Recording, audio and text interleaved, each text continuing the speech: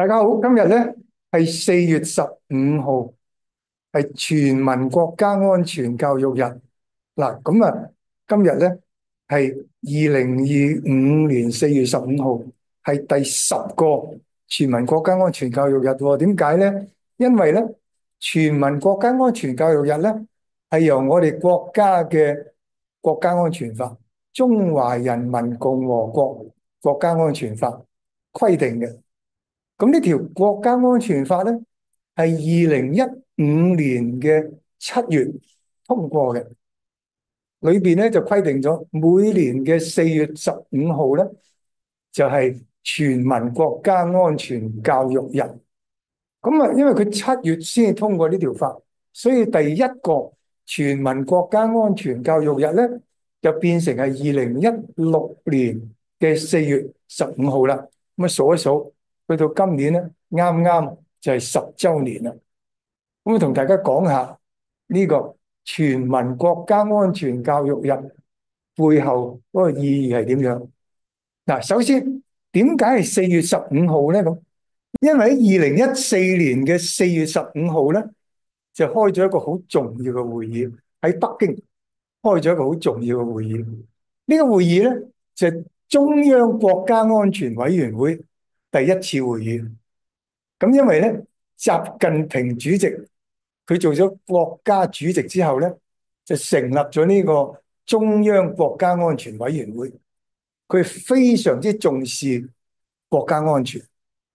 咁呢個國家安全委員會咧，就喺2014年嘅4月15號咧，開咗第一次會議啦。嗱，喺嗰次會議上邊咧，習近平主席就咁講嘅，佢話咧，當前我國國家安全內涵和外延比歷史上任何時候都要豐富，時空領域比歷史上任何時候都要寬廣，外因素比歷史上任何時候都要複雜。佢講咗3樣嘢：國家安全今日對我哋國家嚟講咧，比歷史上任何時候內容都要多、要闊、要複雜。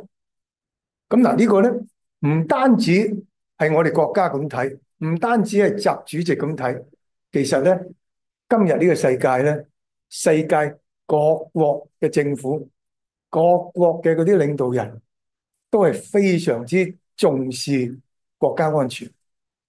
嗱，以前有冇講國家安全嘅咧？當然有啦。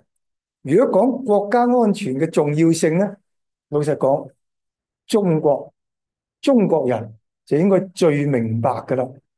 因為咧喺近代啊，中國曾經因為冇能力維護國家安全，就俾人蝦咗咧差唔多100年。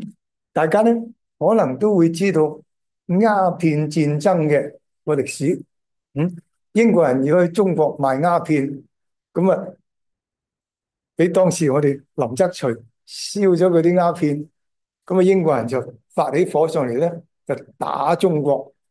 咁啊中國唔夠打，唔夠打點咧，就俾英國人逼住就要簽條約咧，就割讓咗香港俾英國。嗱，自從鴉片戰爭開始啊，跟住嗰100年裏邊，即係一直大概去到上個世紀第2次世界大戰嘅時候，中國咧有1/3嘅領土俾人哋佔咗，俾外國佔咗嚇。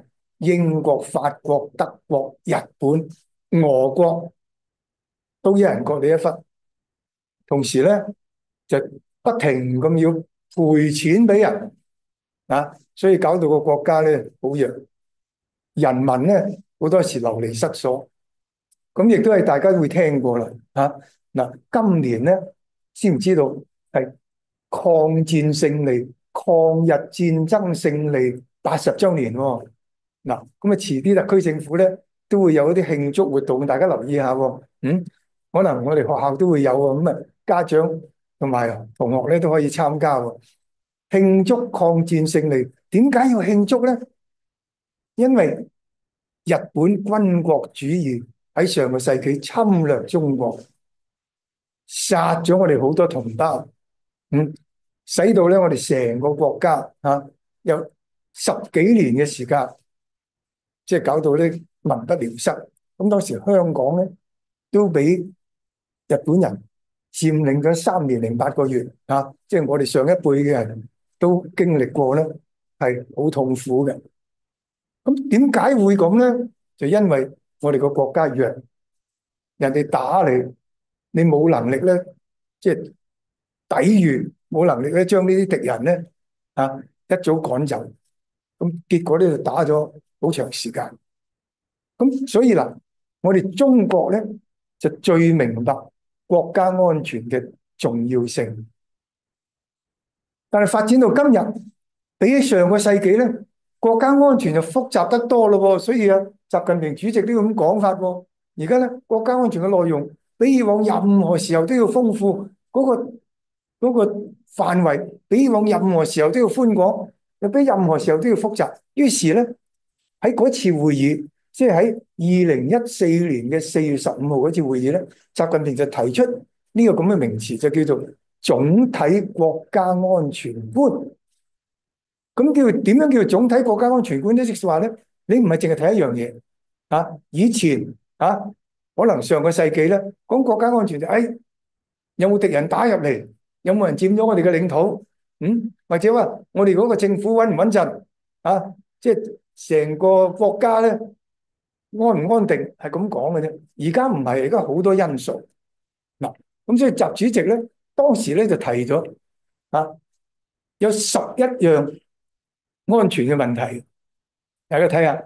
佢話咧，我哋要集政治安全、國土安全、軍事安全嗱，呢3樣嘢咧，就係可以話叫做傳統嘅國家安全。即係以前嗰個國家安全咧，主要就講呢3樣嘢：政治安全、國土安全、軍事安全。好啦，而家唔止啦，經濟安全。最近即係特朗普搏命加關稅，點解引起全世界咁大關注咧？因為關稅本身咧一定影響國際之間嗰個貿易，而呢個國際嘅貿易咧，任何一個國家佢嘅對外貿易一定係佢嘅國家嘅經濟好重要一部分。所以咧呢個特朗普嘅關稅政策咧，直接影響到全世界各國嘅經濟安全。所以點解會大家咁關注？點解？經濟安全，仲有文化安全、社會安全、科技安全、信息安全，呢啲好新。生態安全、資源安全、核安全。嗱，當時習近平主席咧提咗呢11樣。咁但係咧發展到今日，即係而家過咗11年啦，2014年至到而家又多咗好多咯。所以除咗呢啲之外咧，仲有而家我哋國家咧，因為我哋發展呢個太空嘅科技啊嘛，所以又要講太空安全啊。又要講呢個極地安全，因為我哋都去南極嗰度去做好多嘅科學實驗噶嘛，仲要講深海安全。而家仲多咗好多喎，仲有網絡安全、人工智能安全、數據安全啊，呢啲冚唪唥係因為科技發展出咗嚟嘅。所以咧，點解話我哋要講呢個總體國家安全觀咧？就係要使大家明白，原來國家安全咧，而家個範圍係好廣泛，內容係好複雜。咁亦都要因為要讓我哋所有人都清楚國家安全咩，都要清楚咧。我哋每一個人、每一個個人都有個責任去協助維護國家安全。所以咧就定咗呢個叫做全民國家安全教育日啦。嗱，咁我好相信咧，就由政府嘅社會上至到我哋學校裏邊咧，都會有好多唔同嘅活動去幫助我哋嘅同學、我哋嘅家長認識國家安全嘅。咁希望大家踴躍參加。譬如咧，有一個叫國家安全展覽，大家有冇睇過咧？好精彩嘅，喺尖沙咀嗰個歷史博物館裏邊做，我去睇過啊。裏邊係好多好精彩嘅內容喺度，清楚話俾我哋知國家安全呢個概念到底係咩嚟嘅。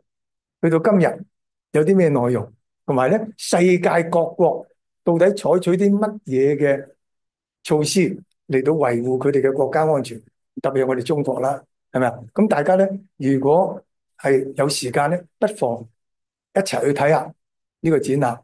嗱，咁啊，希望我哋大家一齊做好我哋自己嘅本分，使到我哋嘅社會安定，使到我哋嘅國家亦都安全。咁啊，同大家講到呢度，多謝。